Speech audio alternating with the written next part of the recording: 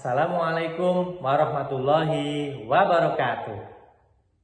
Perkenalkan, nama saya Selamat Widodo SHMH dari Program Studi Ilmu Hukum Fakultas Hukum Universitas Muhammadiyah Purwokerto.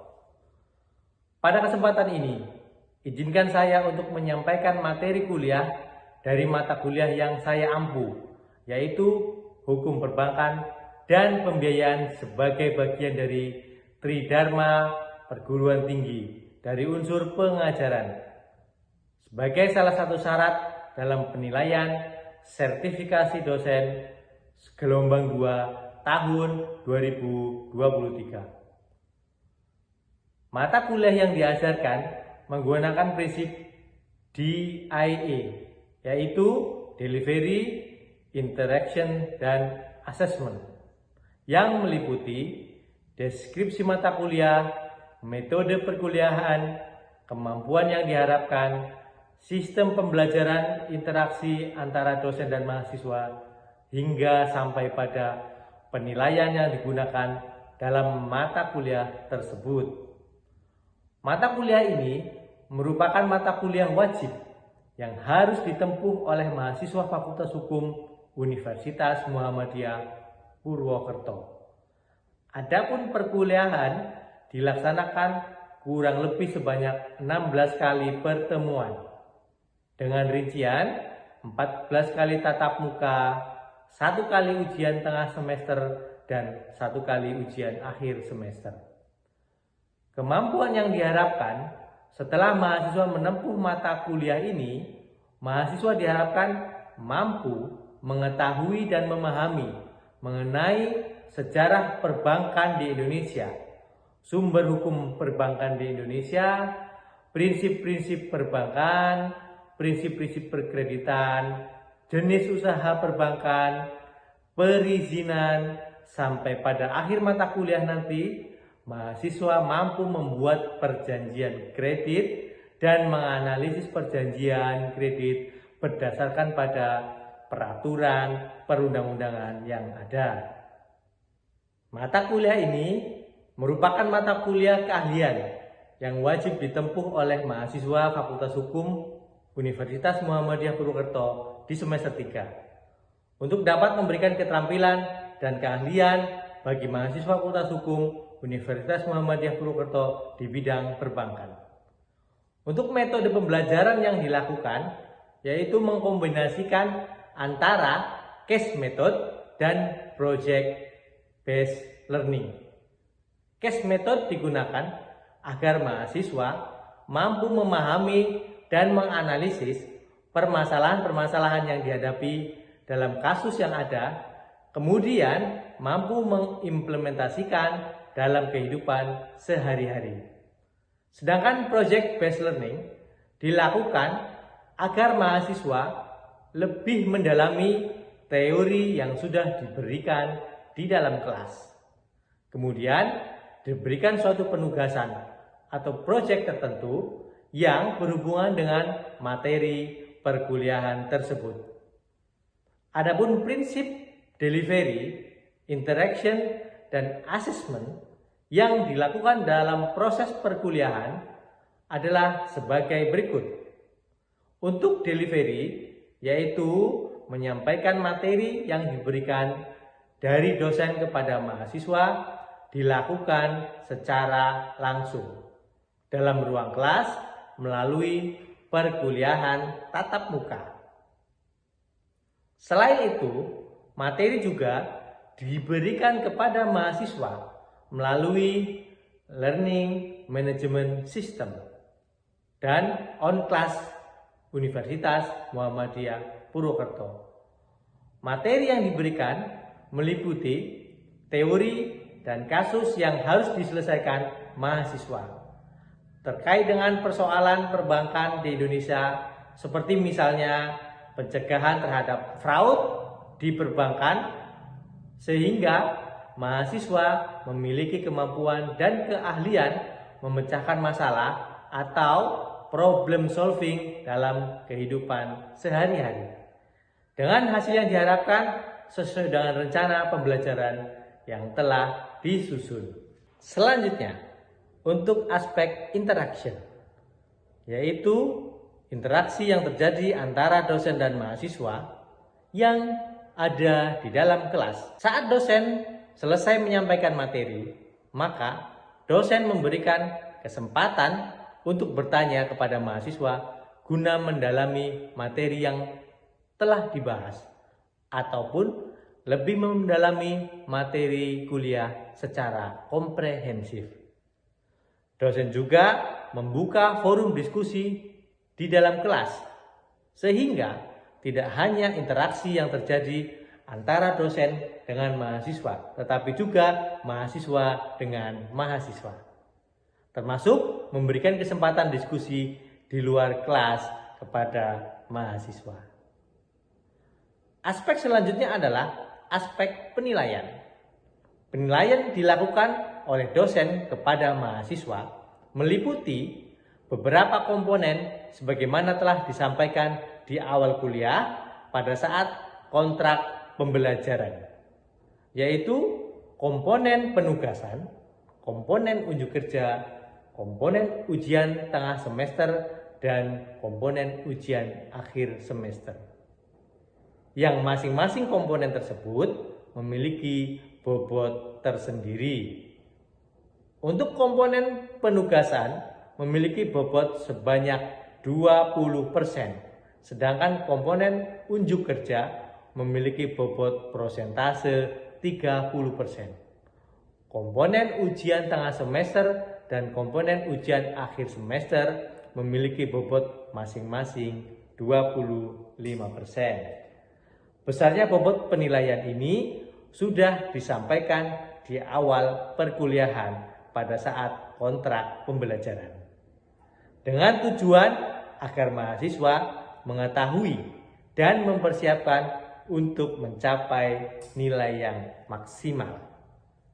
Selanjutnya, saya akan menampilkan cuplikan perkuliahan yang dilakukan di ruang kelas saat mengajar hukum perbankan dan pembiayaan di Fakultas Hukum Universitas Muhammadiyah Purwokerto.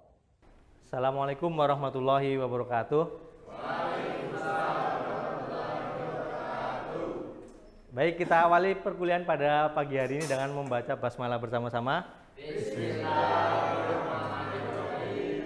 Ya, kita lanjutkan pembahasan kita pada pertemuan hari ini, yaitu mengenai kredit atau pembiayaan di perbankan. Ya, teman-teman sekalian pahami bahwa kalau kita dalam kehidupan sehari-hari, kalau kita sering mendengar istilah namanya kredit ya. Apa yang kamu ketahui kalau kredit itu apa? Pinjaman. Kalau istilah hukumnya kredit itu apa? Pernah dengar nggak ada istilah kredit? Ada istilah debit. Belum ya? Nah, kalau di dalam hukum, istilah hukum ada namanya istilah debitor ataupun kreditor. Kalau kreditor berarti apa? Orang yang memiliki hak. Ya.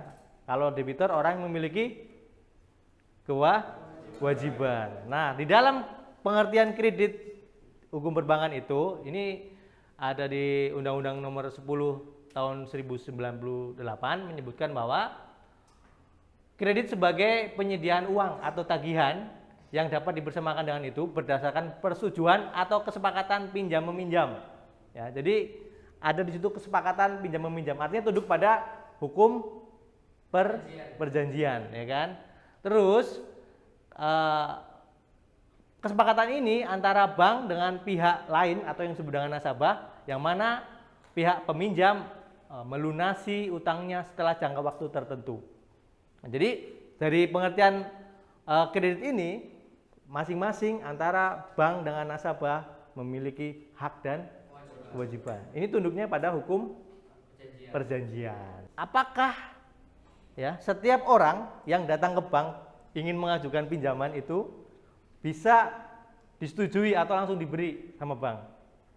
Tidak, tentunya setelah memenuhi persyaratan. Nah, pertanyaan saya ini, sederhana saja. Kalau teman-teman sekalian ada tetangga, saudara atau teman datang, aku silih duitnya, aku pinjamin uangnya. Apa respon kalian pertama? Jaminannya apa? Oke, setelah itu apa? Kalian pikirkan untuk bisa memberi pinjaman itu. Sampai kapan? Mau dibayar kapan? Oke, terus setelah itu berapa jumlahnya? Kamu punya duit apa enggak ya mau dipinjamnya gitu kan? Nah, terus setelah itu dan dari diantara itu yang paling penting menurut teman-teman apa? Nah, wong bisa dipercaya apa ora? Kan gitu ya. Ini orang bisa dipercaya atau tidak? Itulah prinsipnya di dalam memberikan kredit kepada nasabah. Sama dengan bank. Nah, adapun bank secara sederhana telah menentukan bahwa untuk memberikan kredit minimal ya memenuhi prinsip-prinsip ini. Ini diatur di dalam pasal 29 Undang-Undang Nomor 10 Tahun 98. Tentang apa? Ada prinsip namanya prinsip 7C ya. Prinsip ini meliputi yang pertama adalah karakter. Karakter itu apa? Tadi. Oke, orangnya gimana ini karakternya atau kebiasaannya. Kemudian ada kapasitas dia ya, punya duit atau tidak nanti untuk mengembalikan pekerjaannya apa dan sebagainya. Kemudian kapital itu modal, ya modal yang dia punya atau nasabah itu. Kemudian nah kolateral tadi, jaminannya apa kan gitu ya. Terus ada namanya condition of economy. Kemudian ada constraint dan coverage. Di sini akan kita bahas satu persatu. Nah, teman-teman sekalian, nanti kalau ada yang ingin bertanya, ya tidak perlu saya buka sesi pertanyaan, boleh angkat tangan untuk bertanya. Nah, yang pertama tadi kita bahas tentang karakter. Karakter adalah informasi mengenai debitur yang meliputi satu perilaku, ya. Jadi kalau mau mau memberi pinjaman ke wong kepriwe ke perilakunya kan gitu ya. Terus kesehariannya bagaimana kan? Terus kejujuran. Kemudian pergaulan dan ketaatannya memenuhi pembayaran transaksi ya yang didapat atau diperoleh bisa melalui namanya dulu BI checking ya atau sekarang namanya Slick. Ya, tahu Slick ya? Sudah ada aplikasinya, teman-teman sekalian boleh mendownload, kemudian nanti mau ngecek apakah punya tanggungan, terutama di pinjaman online dan sebagainya. Nah, ini yang perlu diperhatikan teman sekalian, ya.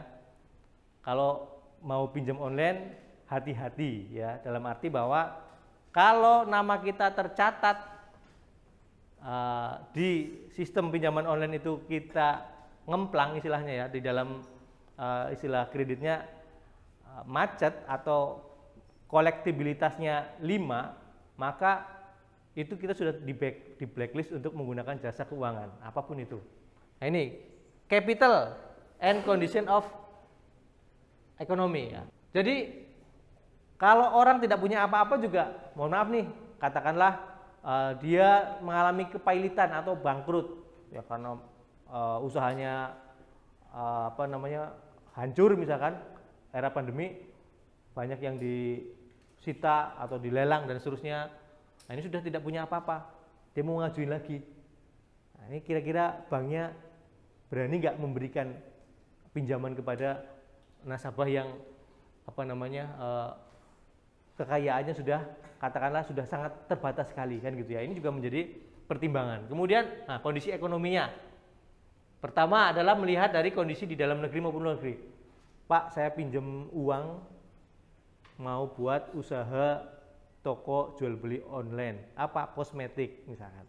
Nah, karena kosmetik lagi tren, wah di luar negeri, di dalam negeri kosmetik ini pemutih misalkan dan bedak dan sebagainya itu, nah ini kayaknya prospek nih kan gitu ya.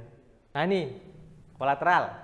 Teman-teman sekalian sudah menempuh mata kuliah hukum perdata, kemudian sedang mengambil hukum perjanjian ya, apa sudah? Sudah ya, sebagian sudah.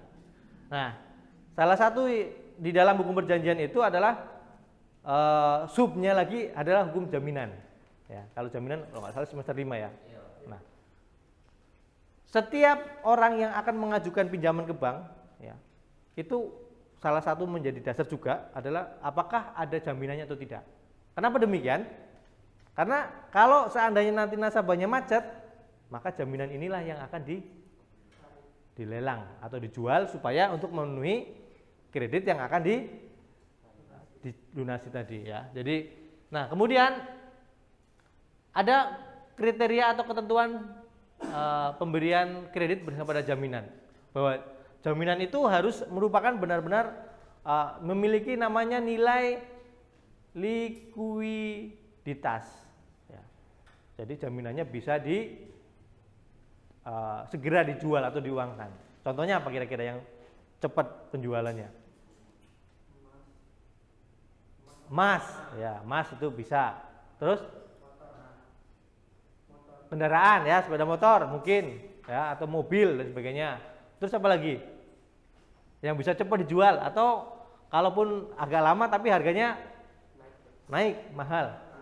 Tanah atau rumah. Nah ini yang akan menentukan juga nanti berapa limit yang akan diberikan. Kalau jaminannya tidak, katakanlah mau pinjam 500 juta tapi harga tanahnya cuma 200 juta, nah, ini tidak mungkin diberikan.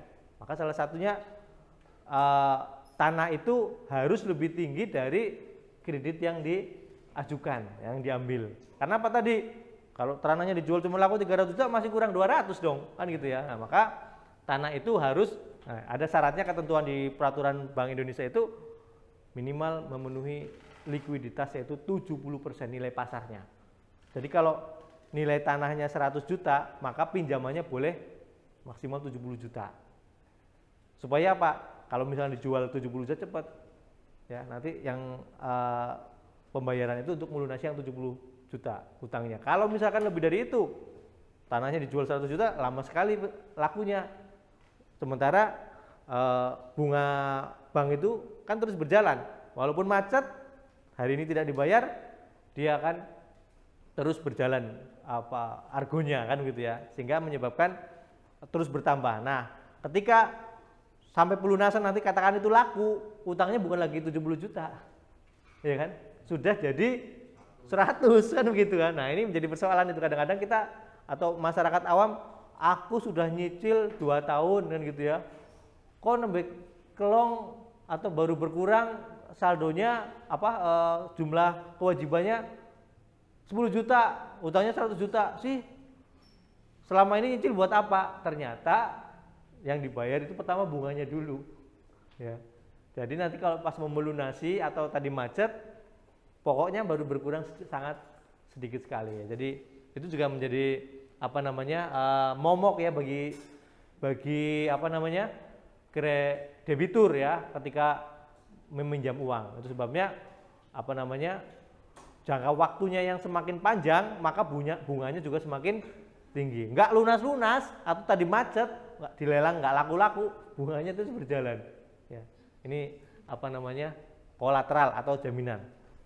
Nah, di dalam hukum jaminan itu ada benda bergerak, ada benda tidak bergerak ya, berwujud dan tidak berwujud. Nanti itu akan dibedakan berdasarkan pada sifat dari benda-benda yang akan dijaminkan untuk kredit itu. Nah, kemudian ada namanya constraint dan coverage ya. Constraint itu adalah hambatan yang tidak memungkinkan suatu bisnis dilaksanakan pada tempat tertentu. Tadi mau bikin usaha peternakan, tapi di tengah perkampungan, kira-kira gimana? Mau bikin usaha peternakan di tengah perkampungan, risikonya apa? Ditentang sama warga kan begitu ya misalnya. Jadi itu juga perlu diperhatikan. Atau orang mengajukan pinjaman ya untuk bikin ruko yang di dalamnya katakanlah misalkan menjual atau membuat tempat hiburan. Tapi ruko itu yang buat hiburan itu dekat dengan masjid misalkan. Nah, ini kan jadi masalah kan gitu ya. Jadi itu juga perlu diperhatikan ya, constraint namanya. Atau mengajukan pinjaman untuk membangun SPBU ya, pembensin ya. Tapi di sebelahnya ada pabrik bata misalkan, kan resiko ya, kebakaran dan sebagainya. Ini namanya constraint. Itu juga harus diperhatikan sehingga ketika mau mencairkan dilihat dulu jenis usahanya seperti apa constraint-nya. Kemudian coverage cash flow ya. Yang mana di sini adalah kas ya yang ada di dalam perusahaan itu yang selama ini ya berjalan atau diinvestasikan itu lancar atau tidak. Biasanya kalau nasabah mengajukan kredit diminta itu namanya rekening koran. Tahu rekening koran ya? Jadi kalau kita di bank kemudian menarik, ngambil dan seterusnya lah, pokok transaksi yang rutin itu namanya rekening koran. Itu ada tanggal sekian masuk, tanggal sekian keluar lah. Itu terlihat tuh. Ini tingkat arus kasnya apakah baik atau tidak dilihat dari rekening koran atau cash flow-nya. Oh, terlihat ini sebulan masuk hasil penjualan ya. Invoice-nya katakanlah 100 juta. Pengeluarannya cuma operasional dan sebagainya 30 juta. Wah, berarti masih untung profitnya 70 juta. Nah, akibatnya ya pasti akan menjadi pertimbangan bank bahwa ini cash flow-nya bagus perusahaannya. Ini jadi nilai plus. Ini adalah syarat-syarat yang harus diperhatikan ketika nasabah mengajukan pinjaman. Menurut saya syarat-syarat ini juga bisa kalian terapkan di dalam kehidupan sehari-hari ya. Dalam kehidupan sehari-hari dalam hal ini yang berkaitan dengan ya kita dalam pergaulan itu kan kadang-kadang ada tetangga, saudara yang butuh uang dan sebagainya, atau kalian yang butuh biaya. Itu bisa diterapkan ketika berhubungan dengan pembiayaan. Mau minjemin orang tadi, wah ini saya 7C ini, ingat ini kan gitu ya. Wah ini karakternya begini, oh ini nggak ada jaminannya dan sebagainya, saya nggak berani dan sebagainya. Nah, ini menjadi bisa diimplementasikan di dalam kehidupan sehari-hari. Teman-teman sekalian, nah ini saya akan memberikan tugas ya. Setelah mengetahui syarat-syarat di perkreditan, teman-teman sekalian ada tugas yang nanti tugas ini pertama bagaimana teman-teman sekalian bisa mengimplementasikan di dalam kehidupan bermasyarakat. Tugasnya adalah nanti dibentuk kelompok ya, satu kelompok berjumlah 7 ya atau maksimal 8 orang, yang mana kemudian teman-teman membuat program ya atau membuat kegiatan sosialisasi atau penyuluhan ya. Temanya berkaitan dengan perkreditan ya atau perbankan yang bermanfaat bagi masyarakat. Contoh misalnya, kalau teman-teman sering nonton di media sosial atau di televisi, di media massa lain sebagainya, sering ada orang sedang mengendarai sepeda motor dicegat oleh debt collector, kemudian diambil, ya kan? Nah, aspek hukum apa saja yang ada di dalam peristiwa tadi, itu bisa lihat dari sini nanti di hukum pembiayaan, ya di dalam hukum perbankan dan pembiayaan. Bagaimana mekanismenya, jaminannya apa, apakah bisa ditarik secara sepihak atau tidak? Nanti teman-teman tugasnya membuat penyuluhan itu. Nah, tugas teman-teman sekalian nanti membuat penyuluhan pelatihan kaitan dengan tadi persoalan-persoalan yang ada di masyarakat yang berhubungan dengan pembiayaan. Berkelompok 7 orang, tempatnya bebas, ya. Di lingkungan di RT-mu boleh, ada ibu arisan PKK misalkan juga boleh. Yang penting ada pesertanya di situ penyuluhan. Ya kira-kira sasarannya adalah masyarakat yang mana teman-teman sekalian juga bisa langsung mengeksplorasi ya, sosialisasi dengan masyarakat dan seterusnya. Tugas yang kedua adalah nanti saya akan beri file di sini ya tentang perjanjian ya, perjanjian kredit ya. Dalam hal ini contohnya adalah kredit bank garansi ya. Nah, teman-teman nanti mereview ya isi dari perjanjian kredit tersebut. Ya, silakan Mas. Iya. Untuk istilah kata itu PLT dan itu pasti akan masuk ke dalam catatan PJK. Dan apabila kredit debitur itu memiliki kemacetan pada saat pembayaran tersebut, maka akan berpengaruh pada saat dia akan meminjam ke bank lain, Pak. Oke, jadi betul ya. Jadi gini, dulu kewenangan untuk mengawasi lembaga keuangan itu ada di Bank Indonesia ya. Nah, saat ini kewenangan-kewenangan itu yang kaitan dengan lembaga keuangan baik bank maupun non bank. Jadi lembaga keuangan itu ada bank dan bukan bank. Kalau bank ya bank itu sendiri, non bank itu ada apa? Ada finance ya, ada asuransi, ada pegadaian, ya, ada dana pensiun, lembaga keuangan dan sebagainya, itu adalah lembaga keuangan tapi bukan bank. Siapa yang mengawasi itu? Nah, lahirlah OJK, Otoritas Jasa Keuangan. Sehingga dana-dana atau lembaga-lembaga pembiayaan di luar bank tadi semuanya wajib berizin dan diawasi oleh Otoritas Jasa Keuangan. Nah, kalau ada pinjaman online, nah tadi selama dia memang tercatat dan merupakan badan usaha pembiayaan yang legal, maka dia wajib membuat catatan laporan nasabahnya. Nah, salah satu laporan itu yang di input di sistem laporan informasi keuangan atau yang SLIK atau sekarang atau dulu pay checking namanya. Itulah yang kemudian ketika kita pinjam, selama memang lembaga pembiayaannya tadi misalkan pay letter dan sebagainya itu tercatat di OJK, otomatis kita yang minjam 1 juta akan diinput di akhir bulan. Nah, nama kita akan muncul di situ, punya pinjaman sekian. Nah, kalau macet gimana? Ya otomatis akan di blacklist atau tadi kolektibilitas 5 tidak dibayar. Ini adalah karena lembaga pembiayaan tadi sudah terkoneksi langsung dengan Otoritas Jasa Keuangan. Meskipun dia bukan bank, apalagi bank. Jadi kalau bank lebih kompleks lagi dan seterusnya. Gitu. Ada lagi yang ingin tanyakan? Ya. Untuk materi ini kan bersangkutan dengan perjanjian ya Pak. Ya. Di pasal 1320 Ya. KUHP Perdata itu kan KUHP salah Perdata. satunya itu kan ada 4 syarat, salah satunya itu kesepakatan mereka yang mengikat dirinya. Namun ada kasus seperti ini Pak, ada orang tua yang mengajukan pinjaman ke bank, lalu kemudian hanya disodorkan perjanjian pernyataan saja Pak, langsung tanda tangan tanpa diberitahu perjanjiannya ini gimana, konsekuensinya gimana, tanpa diterangkan oleh pelayannya mungkin Pak. Nah, itu perlindungan hukum bagi orang yang seperti itu gimana Pak? Oke, baik, pertanyaannya bagus ya, dikaitkan dengan hukum perjanjian. Apakah memenuhi syarat sahnya perjanjian? Di mana dia hanya datang kemudian suruh tanda tangan. Ini banyak sekali terjadi di masyarakat kita di dalam praktek itu. Kita tidak, dan kita, saudara sendiri juga datang ke bank waktu bikin rekening, baca nggak? Ya paling baca hanya di depan saja nama, selebihnya pasal-pasal juga kalaupun nggak ngerti dimajakan gitu ya. Mau nanya malu atau takut dan sebagainya kan. Nah, inilah yang perlunya kesadaran bahwa petugas bank juga seharusnya menjelaskan.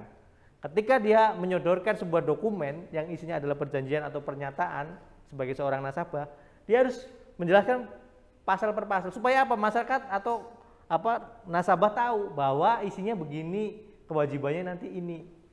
Nah, terus kemudian kalau itu tidak dijelaskan Pak, kemudian kreditnya macet, terjadi masalah gimana Pak? Apakah ini bisa dituntut secara hukum berdasarkan pada ketentuan hukum perjanjian misalkan? Nah, disinilah pentingnya ketika kita memahami tadi dasar-dasar di dalam hukum perjanjian tadi. Kalau memang ada syarat yang disembunyikan di situ dan merugikan salah satu pihak, kita bisa minta pembatalan. Pembatalannya kemana? Ke pengadilan ya. Jadi yang bisa membatalkan perjanjian itu selain para pihak ya pengadilan. Kalau salah satu pihak tidak menyetujui ya pengadilan. Katakanlah tadi merasa bahwa saya tidak pernah tanda tangan ini, dia tanda tangan tapi saya tidak tahu maksudnya itu Pak. Kalau rumah saya juga buat jaminan, padahal kan saya pinjamnya cuma sedikit misalkan. Nah itu berarti kalau begitu ada di situ itikat tidak baik ya, di mana ada sesuatu yang disembunyikan. Padahal pada dasarnya setiap perjanjian harus berpada itikat baik atau good faith gitu ya. Kalau itikat baik tidak baik terpenuhi misalkan, maka kemungkinan besar sepakatnya tidak terjadi. Akibatnya perjanjian bisa dibatalkan. Ada lagi pertanyaan yang lain? Baik, kalau tidak ada, saya rasa saya cukupkan pertemuan pada pagi hari ini. Terima kasih atas partisipasinya dan interaksinya teman-teman sekalian. Tugasnya bisa dimulai dicicil dari sekarang, jangan nanti mipil-mipil. Dan saya mohon maaf apabila dalam penyampaian mata kuliah ini ada kesalahan atau kekurangan. Mari kita tutup dengan membaca hamdalah bersama. Alhamdulillah. Saya akhiri. Assalamualaikum warahmatullahi wabarakatuh.